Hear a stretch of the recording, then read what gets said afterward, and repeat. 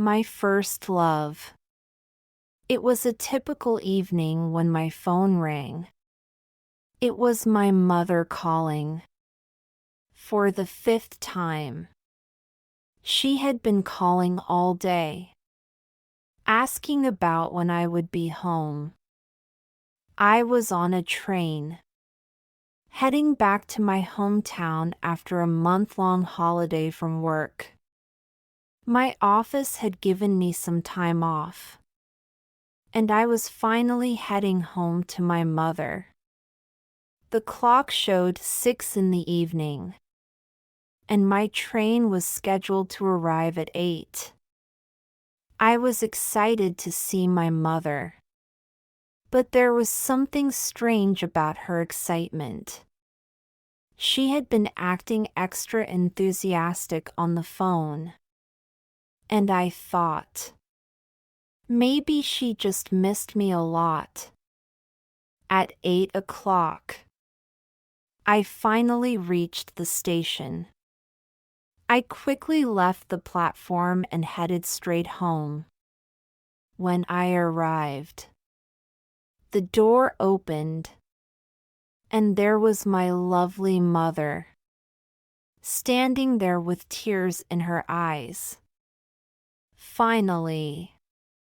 "You're home," she said, her voice filled with emotion.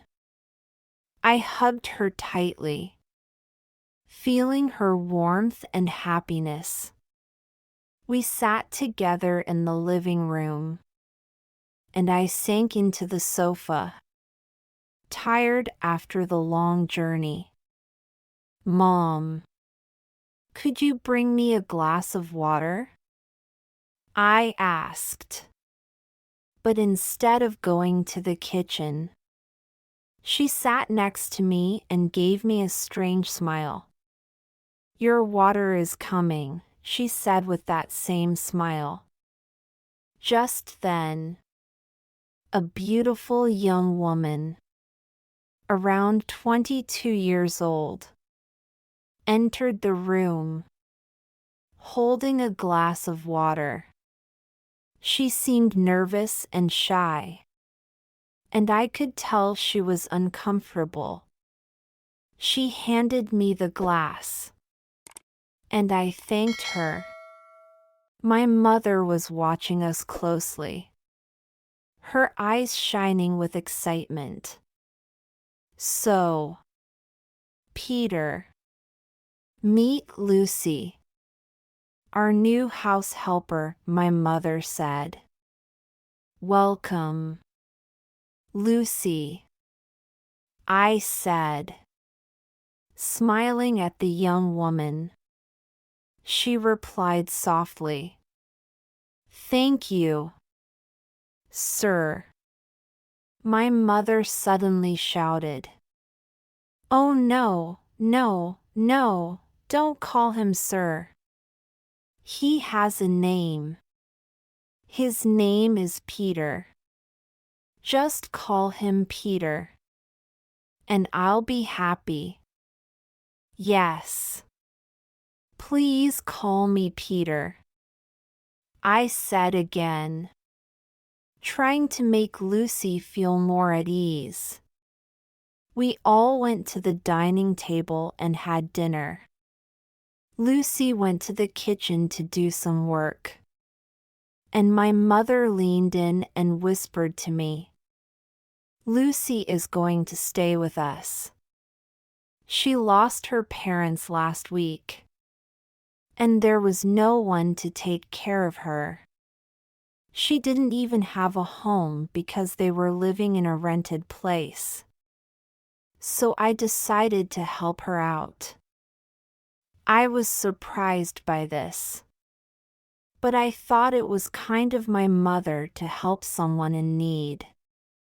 "Oh, Mom, you did the right thing," I said. "But do you know her well? You know how people are these days. Having a complete stranger in our house." "I don't know. She is not a stranger, my mother said firmly. I know her family well. Later that evening, I went to bed. But my mind kept thinking about this new girl, Lucy, who was now part of our home. The next morning, I sat down for breakfast. And to my surprise, my mother and Lucy had prepared my favorite meal.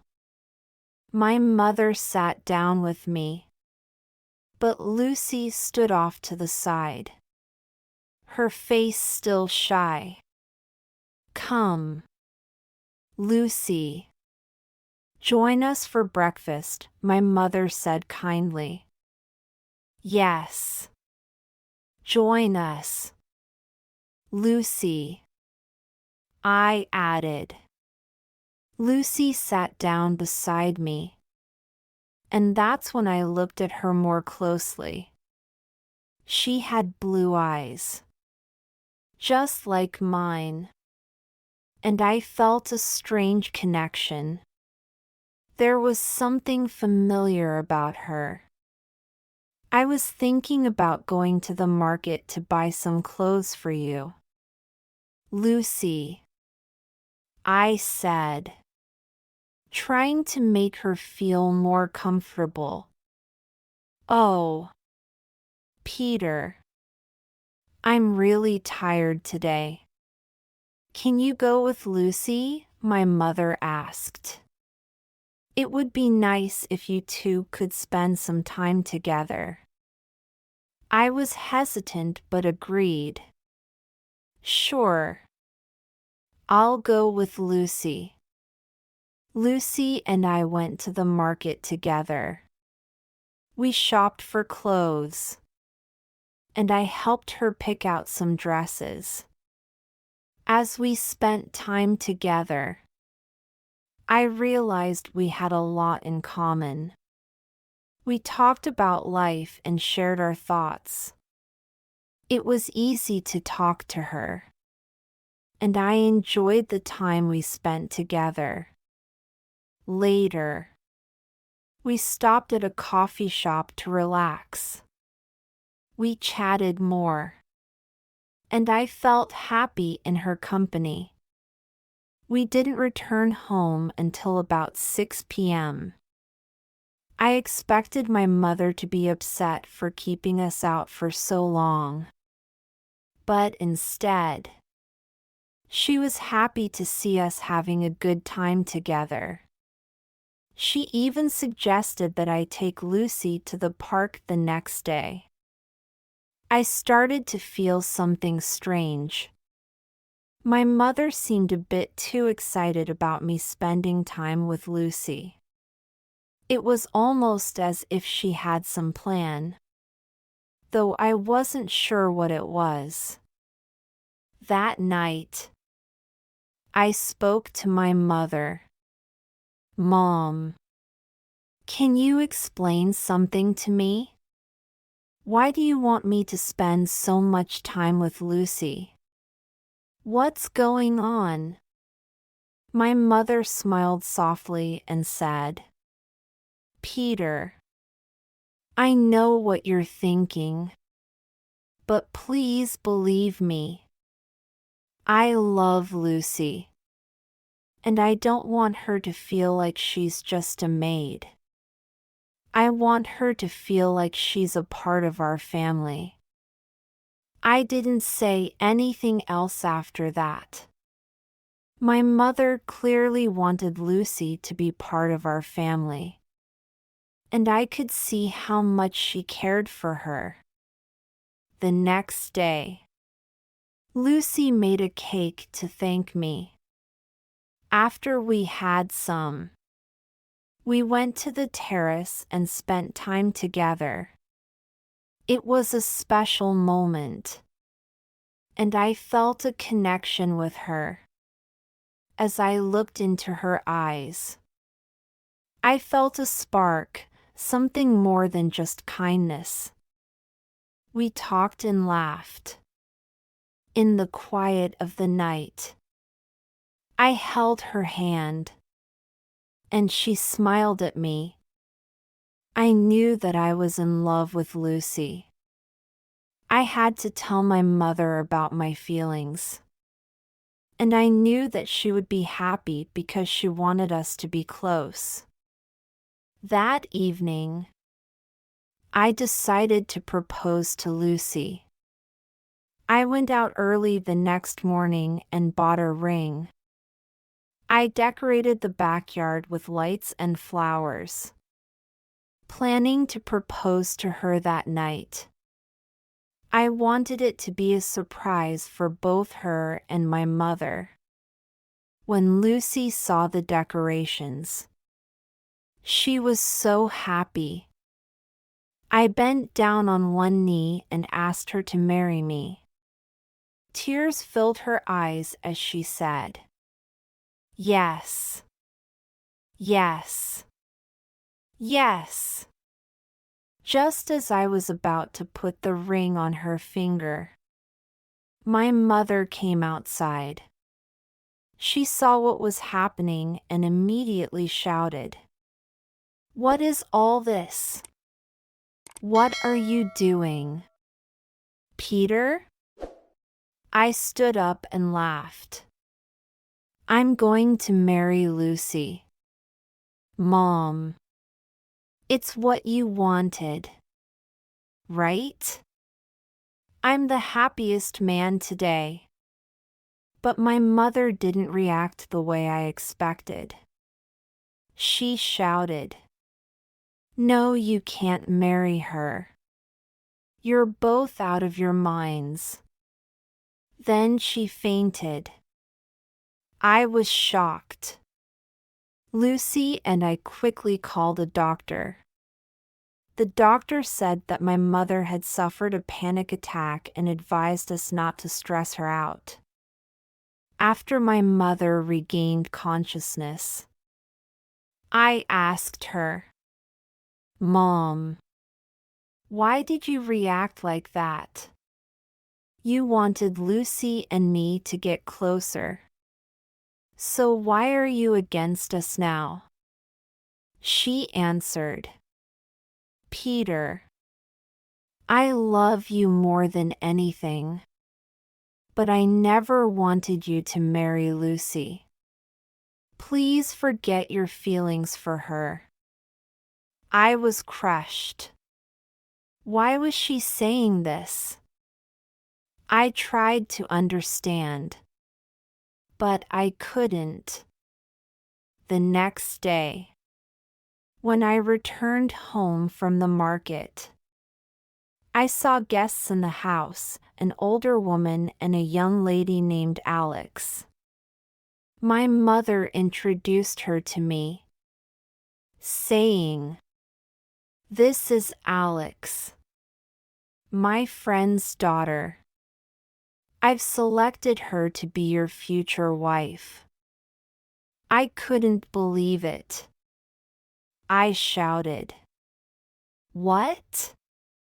No, this can't be happening." I turned to the guests and asked them to leave. My mother was furious. "How dare you treat my guests this way?" she shouted. "Why are you doing this?" "Mom, I love Lucy, and I will marry her. You know that." I said. But my mother said, "I told you. You can't marry Lucy." I begged her to tell me why, but she refused to give me an answer. "If you want to know the reason, wait until I die," she said. And those words haunted me. Weeks passed. My mother grew weaker. One day, I learned that Lucy had married someone else. She didn't want to stay with me anymore because of my mother's illness. My heart was broken. Then, one day, I received the news that my mother had passed away. I rushed home, and I felt like I had lost everything. After her death, I found a letter in her room. It was written for me. I read it, and it broke my heart. In the letter, my mother explained everything. Peter, she wrote, I know you hate me now, but I did what I thought was best. Lucy is not just a stranger to you. She is your sister. I adopted you when you were a baby, and I raised you as my own son. But I wanted to protect you from the truth. And now it's too late. When I finished reading, I couldn't believe it. I had lost my mother, my sister, and my love all in one moment. What was I supposed to do now?